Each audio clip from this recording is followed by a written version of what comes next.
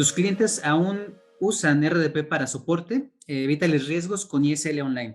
Esto probablemente es un tema que algunos conozcan, algunos no. Vamos a dar un pequeño repaso sobre el RDP y cuáles son las desventajas, las ventajas y las alternativas y lo que ofrece ISL Online en este caso, como para poder ayudarles a solventar cualquier tipo de necesidad. Pues para empezar, el protocolo RDP en realidad fue desarrollado, más bien complementado por Microsoft, aunque en realidad el primero que lo desarrolló en este caso fue Citrix en el 95, 1995, ya hace 26 años prácticamente. Y bueno, la principal idea del desarrollo de este protocolo fue para permitir a una persona conectarse a un equipo remoto como si estuviera frente a este equipo. ¿Ok? Esto en un principio únicamente a través de la red local. ¿Ok? Hoy en día, pues bueno, ya hay diferentes maneras de poder hacerlo. Una de ellas, pues es a través de la propia aplicación que viene preinstalada en el sistema operativo de Windows y también ya es posible hacerlo a través de una interfaz web. Entonces, bueno, ha ido creciendo con el paso del tiempo y hoy en día pues sigue siendo una de las principales herramientas que se tienen en una empresa para poder ofrecer este tipo de características que, como ya menciono, la idea es literalmente conectarse a un equipo remoto para interactuar con él como si se tuviera frente de uno mismo. ¿Ok? Ahora, este protocolo o la idea de este servicio es que trabaje a través de TCP/IP utilizando un solo puerto, que en realidad el que viene siempre por default es el 3398. ¿Ok? Esto permite que pues a todos los administradores o digamos el equipo técnico de una empresa pueda conectarse a otras máquinas sin necesidad de instalar software adicional, sin administrarlo. Vaya, al final de cuentas es un medio muy rápido y fácil de conectarse a los equipos dentro de una misma red. En otros casos, algunos administradores y sobre todo teniendo en cuenta lo que pasó el año pasado de la pandemia, pues bueno, muchas empresas tuvieron que verse en la necesidad de publicar este puerto y su IP para poder acceder a equipos de forma remota, ¿ok? ¿Por qué? Porque no tenían quizá otra herramienta, una VPN, y pues era la única opción. Entonces, es una manera, digamos, de solventar, en este caso, las conexiones remotas a equipos que no están dentro de una misma red. Es decir, el operador desde su casa se conectaba a los equipos de la empresa, publicando previamente este servicio en Internet para poder lograrlo. ¿Ok? Esto, pues, muchas empresas lo hicieron. De hecho, por ahí hay un número que habla del 45% de las empresas tuvieron que hacer situaciones similares a estas para poder sobrellevar el tema de la pandemia. ¿Ok?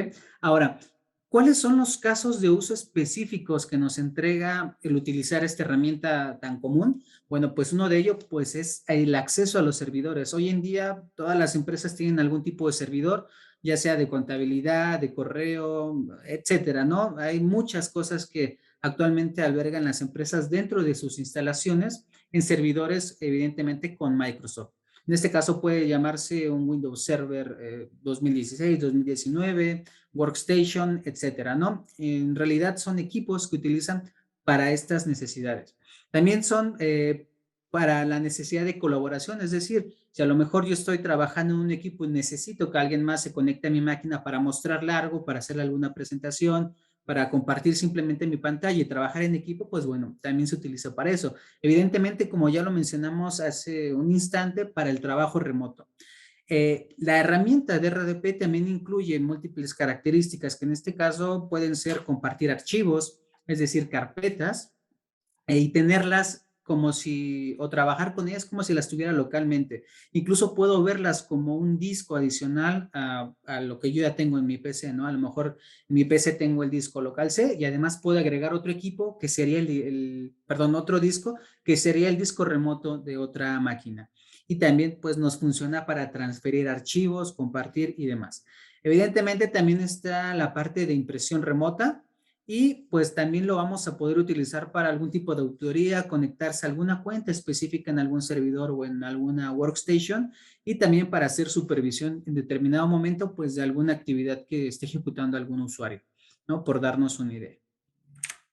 Adicionalmente, Todo esto, todas estas prácticas o estos casos de uso cotidianos del RDP, pues tienen ciertas mejores prácticas que deberíamos implementar, o bueno, que todos deberían implementar, aunque en la realidad y en la práctica es decir que la minoría de las empresas realmente lo están llevando bien, es decir, todas estas prácticas o solamente llevan algunas en determinados casos y en muchos casos también no llevan ninguna de estas, ¿no?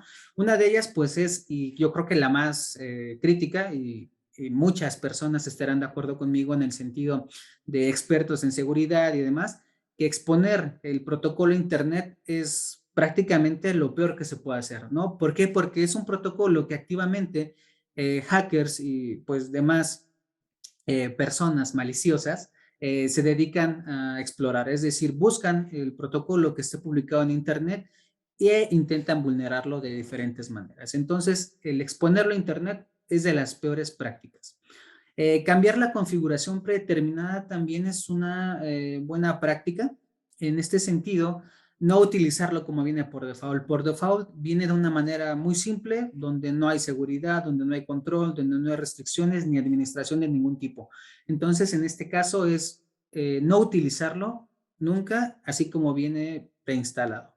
También se tendría que utilizar la habilitación de cuentas de usuario y restringir aquellas que son de administrador. Parece un poco ilógico porque uno pensaría que yo al ser el administrador de la red, pues mi usuario de administrador debe estar activo en todos los equipos para conectarme de forma pues remota, desatendida a través de este protocolo. Sin embargo, eso no es la práctica.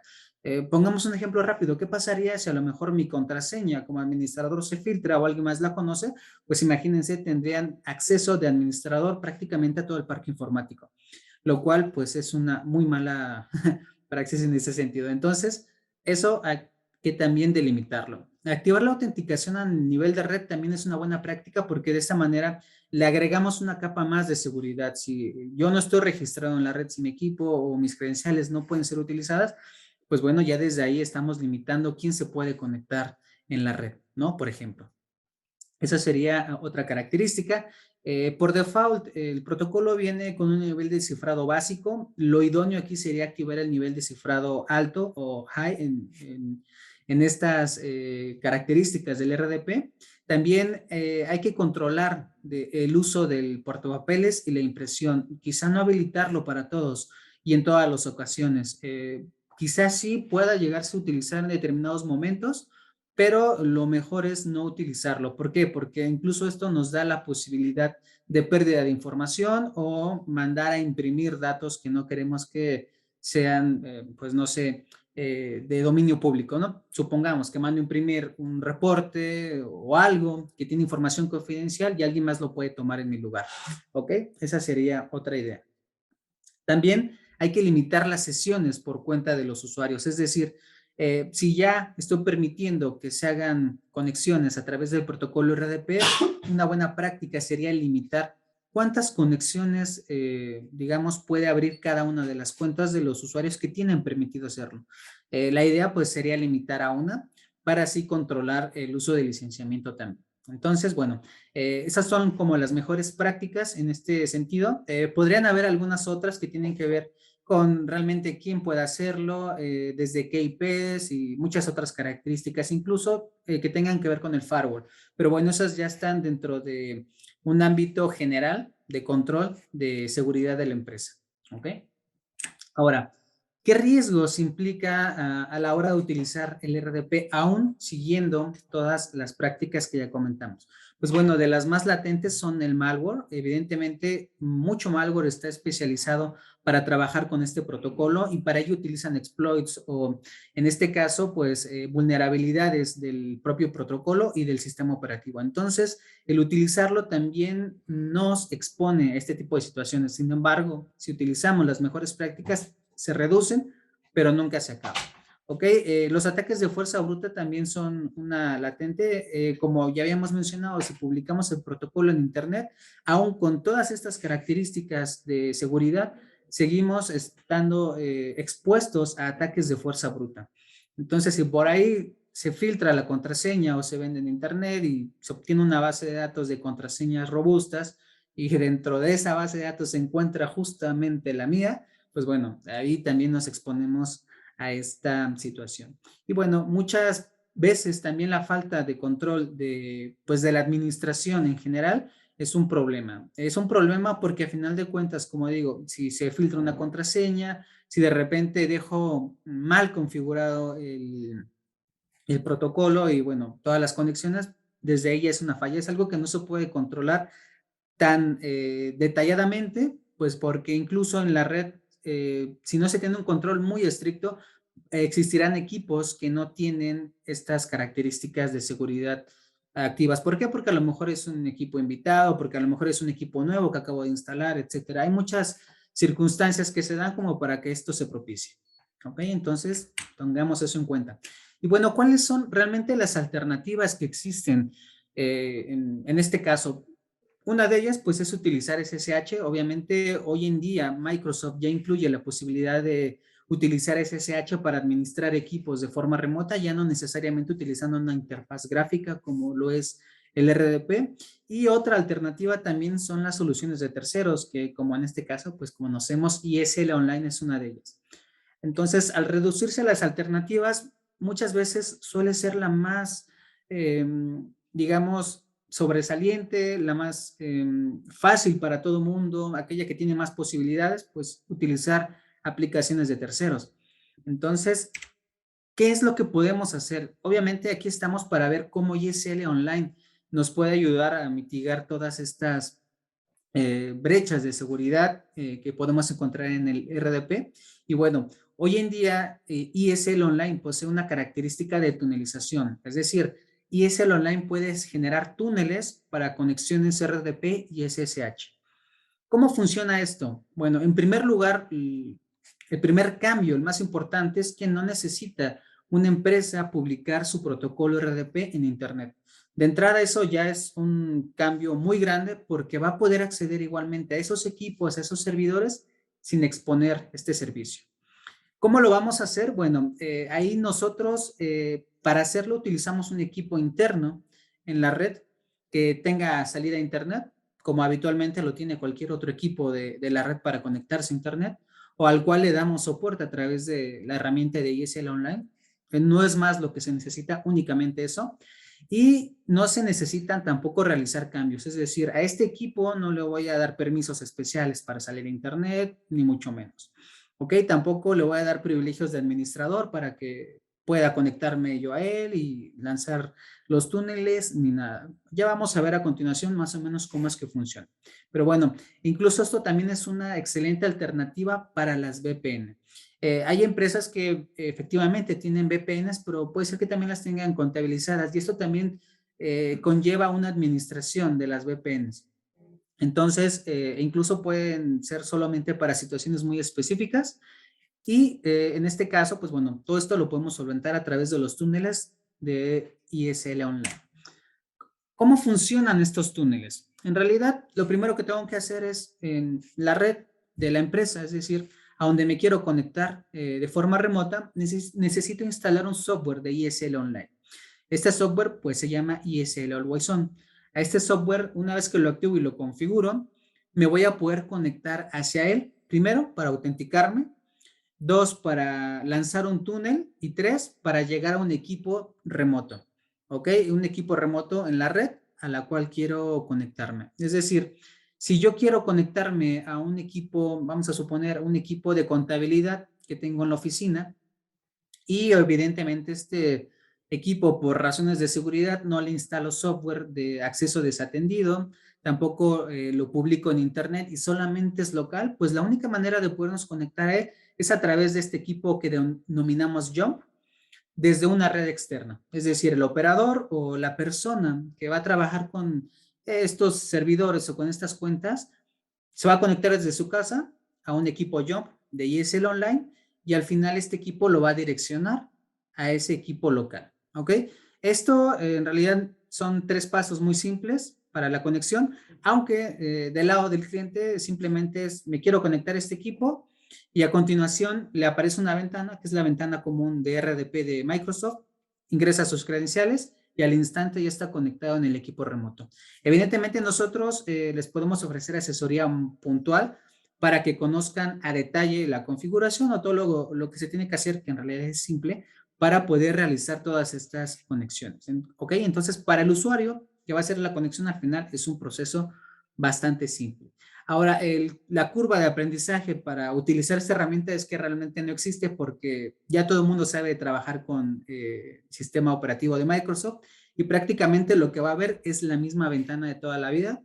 Va a interactuar como si estuviera nativamente en el equipo y no va a haber ahí ninguna curva de aprendizaje. ¿Ok? Entonces, así es como funcionan las conexiones. Ahora, las ventajas que nos ofrece ya utilizar los túneles RDP con ISL Online son más o menos las siguientes. Vamos a poder conectarnos sin abrir puertos específicos, sin meternos a configurar el firewall, sin publicar servicios en Internet. Esto evidentemente nos va a dar una capa adicional de seguridad porque recuerden que ISL Online ya establece un túnel y a través de ese túnel es por el cual nos vamos a conectar a los equipos remotos. También, si tienen activado el doble factor de autenticación con ISL Online, pues bueno, eso le da una capa más de seguridad a todo esto. Inclusive, ustedes pueden delimitar quién puede hacer estas conexiones, pueden dar accesos o permisos específicos a las personas que pueden realizar estas conexiones. ¿Ok? Los equipos Jump son locales y también nos pueden permitir la conexión de, digamos, en la misma red a otros equipos de forma administrada, de tal manera que si solamente quiero que 3 personas en la red puedan hacer este tipo de conexiones, solamente ellas les voy a dar el permiso, ¿ok? De tal manera que siempre en ISL Online se va a registrar quién tiene ese permiso y cuándo han realizado estas conexiones. Y evidentemente, pues bueno, deben de tener todas las credenciales necesarias para poder realizarlo.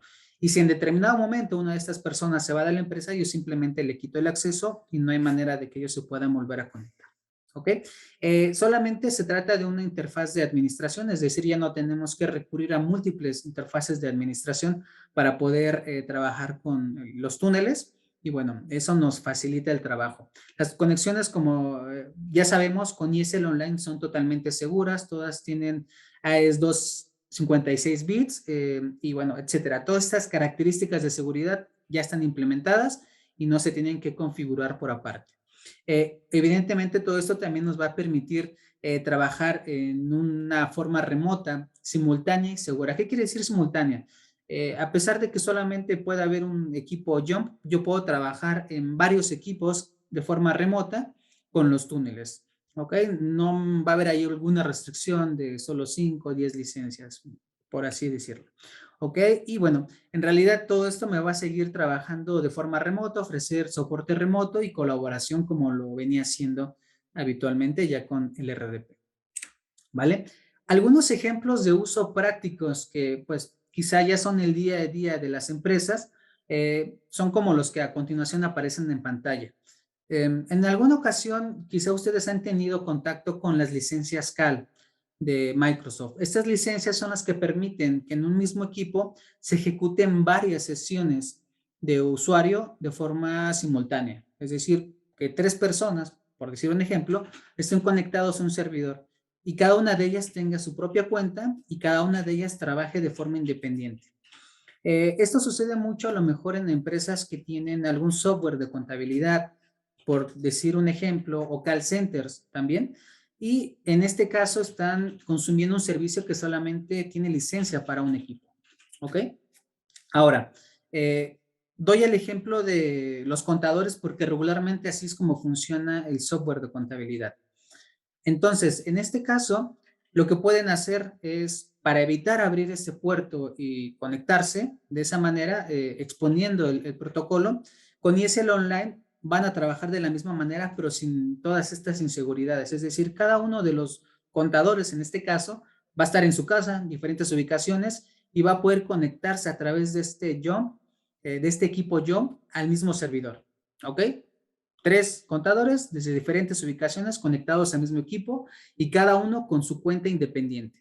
¿Ok? ¿Por qué? Porque el equipo pues ya tiene sus licencias CAL y ahora lo único que nos hace falta es conectarnos. Y sobre todo ahora, pues en estas épocas donde aún muchas empresas siguen trabajando de forma remota y muchas se van a quedar con un programa híbrido de trabajo, pues bueno, esto resulta pues muy funcional. Incluso tenemos clientes que pues así lo están utilizando hoy en día. Ok, otro ejemplo pues es que el usuario o los usuarios de soporte también van a poder utilizarlo para gestionar todo esto. El soporte sigue trabajando de la misma manera, se van a poder conectar a los equipos de forma independiente y van a poder acceder a estas sesiones sin necesidad, digamos, de que el usuario les permita el acceso y bueno, todo ese tipo de situaciones. La supervisión de auditoría también es otro ejemplo en el cual, pues, mientras un usuario está trabajando en su máquina, pues otra persona puede conectarse a través del túnel para abrir otra sesión en el equipo y hacer cualquier tipo de supervisión, auditoría, cambios y demás. No, esto también abre un abanico de posibilidades para el aprovechamiento del tiempo y pues no quitarle, digamos, tiempo de productividad a cada uno de los empleados. Y bueno, ya con esto ustedes seguramente se van a dar una idea de cómo exponer el tema con, digamos, con sus clientes, con los usuarios, con los ingenieros técnicos de las empresas para pues darle una solución más fiable para este tipo de necesidades, ¿vale? Y bueno, básicamente eso sería todo de mi parte. Creo que me extendí un poquito más, pero ahora vamos a continuar con la Adrián. Pero antes de eso, no sé si, yo no tengo aquí a la mano los comentarios, no sé Adrián si tenemos alguna pregunta por ahí o voy a revisar. Sí, tenemos una pregunta de Arturo García que consulta si el equipo Jump debe ser dedicado solo a esta función. Esa es una excelente pregunta y la respuesta es no. No, ese equipo incluso lo puede estar utilizando alguien, ¿sí? Va a estar trabajando cotidianamente ahí, mientras a lo mejor este equipo está permitiendo tener 5, 10, 15 túneles hacia otros equipos. Así es que la respuesta es no. No tiene que ser dedicado para esta situación. Pregunta Alejandro también si es compatible con Mac. De entrada, todos los... Ay, perdón, se escuchó mucho eco. De entrada, todos los equipos Jump son Microsoft y de ahí te puedes conectar a todos los equipos que ejecutan el protocolo RDP y SSH. Sí te puedes conectar al final a equipos Mac, pero mediante SSH únicamente. Nos pregunta Marco también si en un servidor Windows Server 2016 se puede instalar ESL Always On y permitir Jump para usuarios remotos para que puedan acceder a sus aplicaciones que se encuentran en el servidor y que requiere licencia de terminal server o ya no es necesario. Y también hasta cuántos túneles o sesiones remotas se puede soportar. Excelente. Sí, las licencias CAL o Terminal Server siempre van a ser necesarias. Eso ya es del sistema operativo. Evidentemente, si queremos albergar en el mismo servidor más de una sesión, me parece que en servidor se pueden dos, pero si queremos albergar muchas, 10, 15, deben de tener todas las licencias Terminal Server en ese equipo. Y sí, el mismo servidor puede tener instalado Always On para permitir los túneles y abrir las sesiones de usuario en el mismo servidor. Al final de cuentas, nos funciona para las dos situaciones, para crear el jump y para trabajar en el mismo equipo. Por ahí también nos comenta Andrés Villegas si se necesita instalar el ESL Always On en cada equipo remoto. No, esa es la ventaja. En los equipos remotos o en las cuentas remotas a las cuales al final me voy a conectar, no necesitamos instalar Always On. Digamos que es factible en el sentido de que no tiene que instalar nada para conectarse, únicamente tener su usuario y contraseña para iniciar sesión como si lo estuvieran haciendo físicamente. Esa es la situación. También nos pregunta Francisco Centeno si el equipo Jump puede ser virtual. Sí, puede ser un equipo virtual o físico. En ambos casos funciona de la misma manera. Y por ahí también Costos 2016 nos consulta que el equipo Jump, qué capacidad de memoria debería tener. Ya, gracias. En realidad el equipo Jump no necesita grandes características o memoria. Un equipo Workstation básico lo puede soportar porque a final de cuentas el equipo Jump solamente es un salto por el cual a través del cual nos vamos a conectar, ¿no? Es como si fuera un router, lo podemos ver así. Entonces, realmente no consume memoria en ese sentido. A lo mejor, digo, por decir algo, las características mínimas que pide Microsoft para un equipo, esas son las básicas que pueden tener. Excelente. Nos consulta también Nezandia si podemos tener un vídeo corto para compartir con nuestros clientes. Y la respuesta es sí. Incluso les podemos enviar un enlace ahora mismo en el chat a ese vídeo para que lo puedan revisar posteriormente. Se los comparto por el chat y lo pueden ver ahí. Así es. Sí, ya tenemos ahí un video que pueden consultar. Bueno, pues creo que son todas las preguntas y me escucho mucho. Entonces, ahora sí, ya vamos a pasar con Adrián. A ver, hay una más. Muchos proveedores de Internet no permiten abrir puertos, no hay problema. No, de hecho, esa es la gran ventaja de que ustedes no tienen que abrir ningún puerto.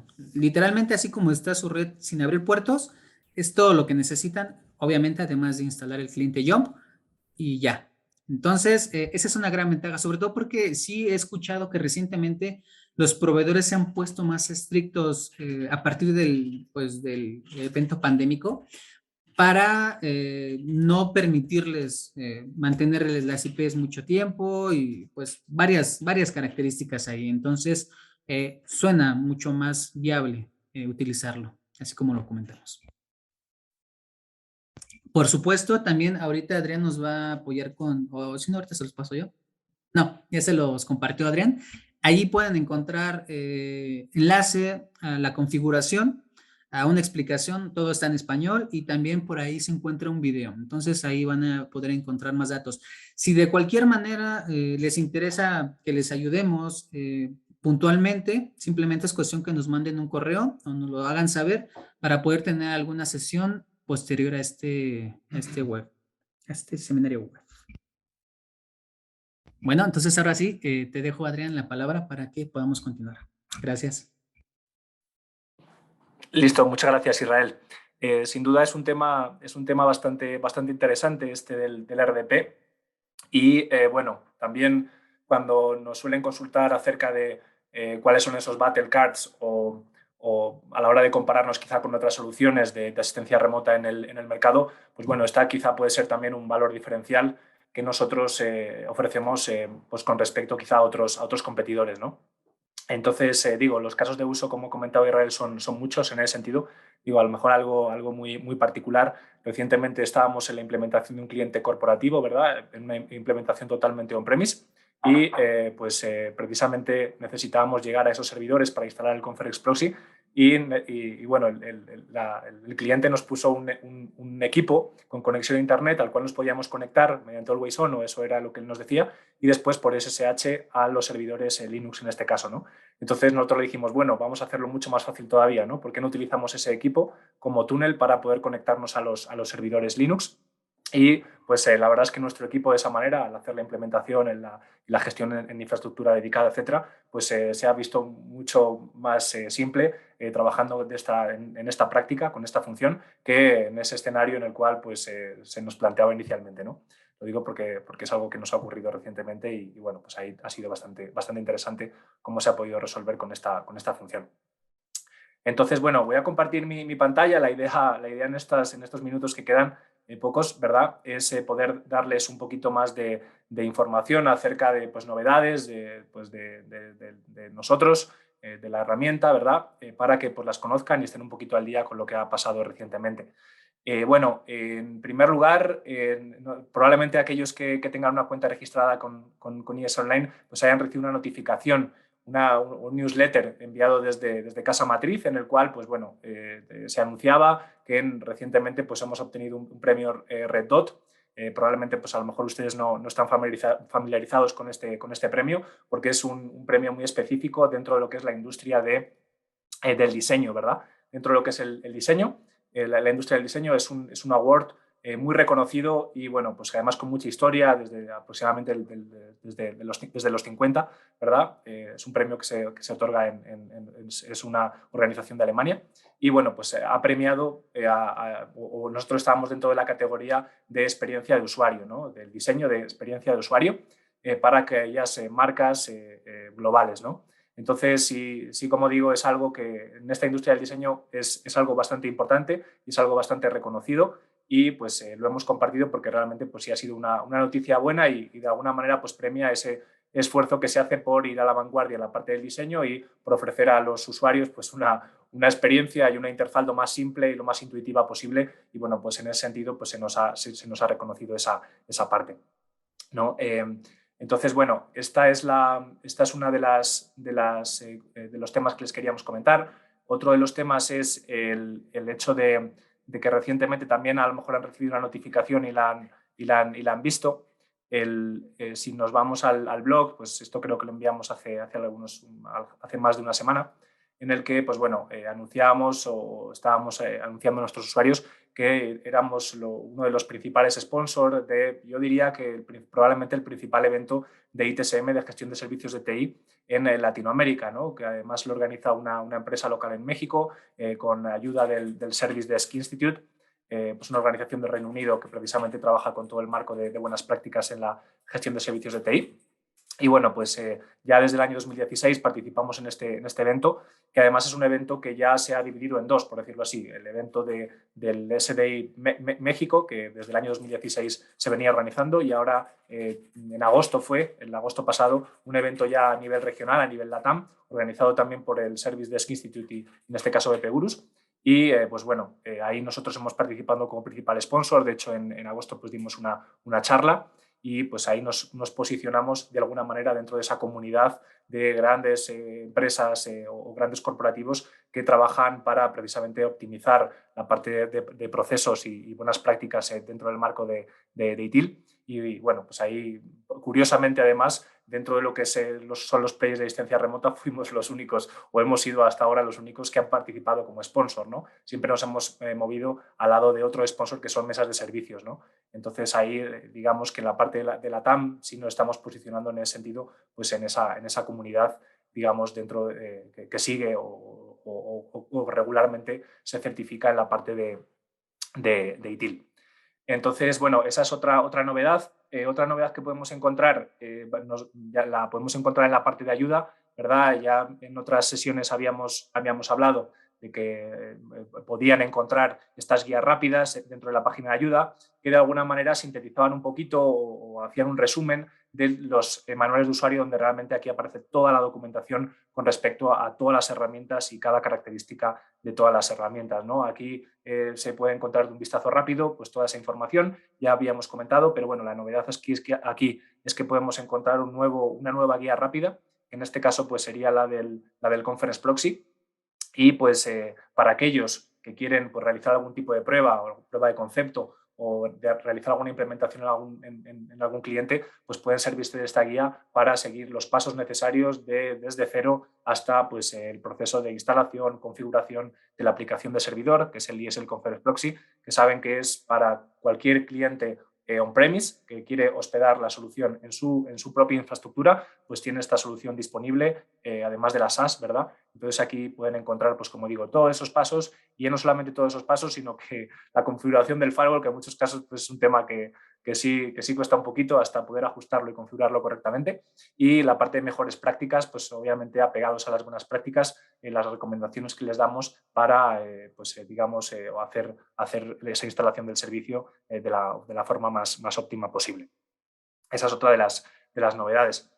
Y bueno, pues esto es un poquito lo que les queríamos comentar. También pueden esperar el día de mañana, vamos a enviar un nuevo newsletter donde vamos a hablar acerca de las diferencias entre la nube privada o nube pública, ¿verdad? Nube pública de IS Online, que es el servicio que cualquier usuario que visite nuestra página web y descargue una demo, pues puede consumir, puede utilizar, ¿verdad? Si se registra una cuenta, pues en automático lo va a hacer a través de nuestra nube pública. Pero el por qué queremos informar acerca de las diferencias entre nube pública y nube privada es básicamente porque estamos viendo, ya saben, ¿no? Que desde prácticamente también pandemia ha existido una tendencia hacia migrar todo a la nube, ¿verdad? Sobre todo clientes grandes realmente pues quieren migrarse a la nube pues porque ofrece tranquilidad, porque ofrece escalabilidad, inmediatez y obviamente pues menos costes de mantenimiento de infraestructura y latencia, ¿no? Entonces, queremos aprovechar esa tendencia. Hemos visto que cuando estamos hablando con clientes grandes, pues el servicio que más o les estamos ofreciendo últimamente es la parte nube privada, ¿no? La nube privada, pues seguramente, como ya saben, pues es un servicio cuyos recursos pues, están exclusivamente dedicados para una sola compañía, ¿no? Y entonces, digamos que inicialmente la parte de la nube privada nace simplemente de una divergencia entre el caso de uso de los mismos usuarios, es decir, pues en este caso toda la información, por ejemplo, en algunos países tiene que estar dentro o todos los datos tienen que estar dentro del mismo país, no pueden salir. Se me ocurre el caso, por ejemplo, de Alemania, donde por ley los datos no pueden estar en servidores fuera del país. Entonces, existe esa necesidad de algunas empresas o directamente en un ámbito de protección concreto, ¿no? Como puede ser, por ejemplo, secreto bancario o la parte de datos sensibles de salud, etcétera. Entonces, en escenarios muy específicos, pues la nube privada empezó a ser algo realmente útil o un servicio que realmente era apropiado para algunas empresas, ¿no? Precisamente por estas situaciones que digo. Esto digamos de manera general, pero bueno, en el lado de ESL Online ya no solamente es esto, que lo podemos cumplir de esta manera con este servicio de nube privada administrada, pero también pues, podemos cumplir requerimientos muy específicos, ¿no? De configuración y personalización que no podemos cumplir con la nube pública, ¿no? Entonces, aquí hablamos, no sé, de integraciones con directorio activo, por ejemplo, con autenticación externa, poder hacer algún tipo de integración con alguna herramienta de ticketing, ¿no? Y además pues, ser un proyecto bastante robusto, digamos, con mucha concurrencia, tanto de chats como de conexiones remotas. Siempre es el servicio que nosotros estamos ofreciendo porque realmente creemos que es el más conveniente y además el que los clientes después están más satisfechos, ¿no? Entonces, digamos que es en esa diferencia entre pública y privada es lo que vamos a compartirles el día de mañana y pues ahí para que estén atentos y lo conozcan. Así que nada, agradecerles muchísimo el tiempo nuevamente y les estaremos avisando pronto de la nueva sesión de webinars. Un gusto a todos. Que pasen buen día.